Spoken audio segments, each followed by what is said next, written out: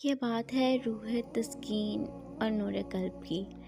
سال 2012 میں افغانستان کی سڑکوں پر ایک افغانی فوجی نے آرمی کے 2 جوانوں پر گولیاں چلا دیں۔ ان دونوں آفیسرز نے قرآن پاک کی بے حرمتی کی تھی اور اسے آگ کے حوالے کیا تھا، اور معاملہ اس حد تک تشویشناک ہو گیا کہ پریزیڈنٹ اوباما کو خود معافی مانگنا پڑی۔ سال 2019 میں ناروے میں ایک آدمی نے بھیڑ کے سامنے کھڑے ہو کر قرآن پاک کو آگ لگائی اور پولیس کھڑی دیکھتی رہی، اور تب بھیڑ میں سے موجود ایک نوجوان نے اپنی جان کی پرواہ کیے بغیر آگ میں کودا اور اسے بچانے کی کوشش کی۔ سال 2024 میں پاکستان کی ایک رات جہاں غصے اور جذبات میں کملائی ہوئی عوام نے محلوں کے اندر آگ لگا دی، انہیں برباد کر دیا۔ دنیا کے الگ الگ قانون میں اس کتاب کو لے کر لوگوں کے دلوں میں وہ عزت ہے کہ اس کے پنے جلنے پر لوگ پورے کے پورے شہر جلا سکتے ہیں، لیکن اس کتاب کو بچانے کے لیے بھیڑ بستیاں جل رہی ہیں، اور کتاب میں لکھا ہے کہ ایک بے گناہ کی جان لینا پوری انسانیت کا قتل کرنے کے برابر ہے۔ قرآن کے نہ جانے کتنے ماننے والے اس بات سے انجان ہیں، کیونکہ ہم قرآن کے لیے جان تو دے سکتے ہیں لیکن اسے جان نہیں سکتے۔ آج دنیا میں 2 ارب سے زیادہ مسلمان ہیں، ہر گھر میں قرآن موجود ہے اور بچپن سے ہمیں تلاوت سکھائی جاتی ہے، لیکن پھر بھی قرآن ہمارے ہی گھروں میں مہجورہ ایسا مہمان جس سے کوئی بات نہیں کرتا بن گیا ہے۔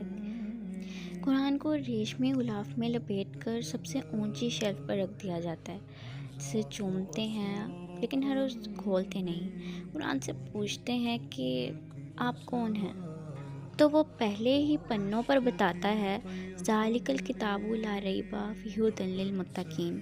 یہ کتاب راستہ دکھانے والی ہے ان کو جو راستہ دیکھنا چاہتے ہیں۔ قرآن ایک مینول گائیڈ ہے، صرف مسلمانوں کے لیے نہیں بلکہ تمام دنیا کے انسانوں کے لیے۔ یہ کلام اللہ، اللہ کی اسپیچ ہے، یہ ایک نور، ایک روشنی ہے جس کے ذریعے ہم اپنی زندگی کو صاف دیکھ سکتے ہیں، اور یہ ایک دوا اور شفا ہے۔ آج ہم نے اسے تعویذ بنا دیا ہے، بخار اتارنے کے لیے، نظر سے بچنے کے لیے، بزنس کے لیے، لیکن حقیقت میں یہ کوئی تعویذ نہیں بلکہ علاج ہے۔ شاہ ولی اللہ بریلوی فرماتے ہیں کہ قرآن ایک خط ہے جو زمین اور آسمانوں کے بادشاہ نے انسانوں کے لیے بھیجا ہے تاکہ امن قائم رہ سکے۔ اس کا کام صرف انفارمیشن دینا نہیں بلکہ آپ کی لائف کو ٹرانسفارم کرنا ہے۔ تلاوت کی 3 لیئرز اور صحابہ کا طریقہ۔ علماء کرام بتاتے ہیں کہ تلاوت کے اندر 3 لیئرز ہوتی ہیں: زبان سے پڑھنا، جو پڑھا جا رہا ہے اس پر دل سے یقین کرنا، اور تیسرا یہ کہ عمل کرنا، یعنی اسے اپنی اصل زندگی میں اپلائی کرنا۔ صحابہ کرام کا یہ رول تھا کہ وہ روز 10 آیات پڑھتے، انہیں سمجھتے، اور جب تک ان پر مکمل عمل نہیں ہوتا وہ آگے نہیں بڑھتے تھے۔ اسی وجہ سے حضرت عمر رضی اللہ عنہ کو سورہ البقرہ کو حفظ کرنے اور سمجھنے میں 12 سال کا وقت لگا تھا، اور جب انہوں نے حفظ مکمل کیا تو پورے مکہ کو ان کی قربانی دے کر دعوت دی تھی۔ قرآن کے لفظوں کا وزن کتنا بھاری ہے اس کا اندازہ اس حدیث سے لگائیں کہ جب صحابہ نے آپ کی سفید بال دیکھے تو پوچھا، اے اللہ کے نبی، آپ کے بال اتنی جلدی سفید کیسے ہو گئے؟ تو آپ نے فرمایا، سورہ ہود اور اس جیسی دوسری صورتوں نے مجھے بوڑھا کر دیا، کیونکہ ان صورتوں کا انداز ایسا ہے جیسے مہلت ختم ہونے والی ہو اور عذاب آنے والا ہو۔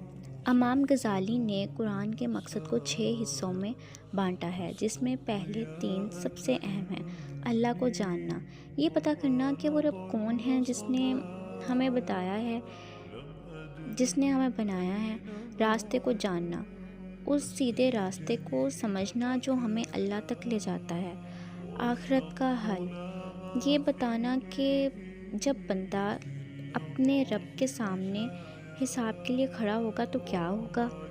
باقی 3 مقصد پہلے 3 کو پورا کرنے میں مدد کرتے ہیں: قصے اور واقعات، ان لوگوں کے حالات بتانا جو صحیح راستے پر چلیں اور جو بھٹک گئے; عقلی دلیلیں، انٹلیکچول آرگومنٹس، اللہ چاہتا ہے کہ آپ دماغ پر زور ڈالیں کہ ایک چھوٹا سا بیج پھٹ کر اتنا بڑا پیڑ کیسے بن جاتا ہے، زندگی کے آداب، یہ بتانا کہ اس سفر دنیا میں رہنا کیسا ہے، کھانا پینا، حقوق، قوانین کیا ہیں۔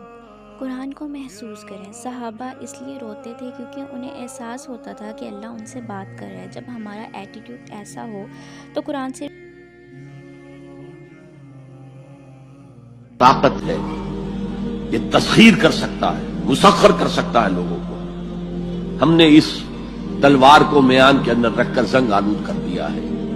اتر کر ہرا سے سوئے قوم آیا اور ایک نسخہ کیمیا ساتھ لایا۔ اس نسخہ کیمیا کو ہم نے چھپا کر رکھ دیا ہے، اس کو عام کرے اور عام آدمی بھی پڑھے، ترجمے سے پڑھے۔ ہاں کوئی اشکال ہو علماء سے جا کے پوچھ لے، کوئی حرج نہیں، لیکن یہ ہے کہ پڑھنے سے روکنا صحیح نہیں ہے۔